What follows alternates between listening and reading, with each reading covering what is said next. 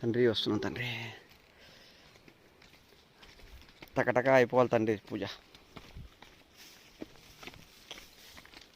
కొండలన్నా మీ ఆడలు ఎవరు లేరు అక్కడే, ఇంట్లోనే ఉన్నారా?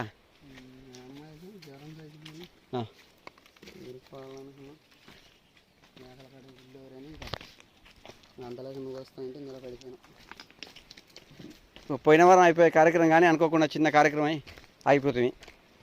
ఇంకా ఇక ఇది చెప్పడానికి రాదు గురువనా వెంకటన్నా, ఆడలకు ప్రాబ్లము చెప్పడానికి రాదు. వెంకటేష్ నేను నువ్వేనా మాట్లాడేది ఫిలిం సిటీలో?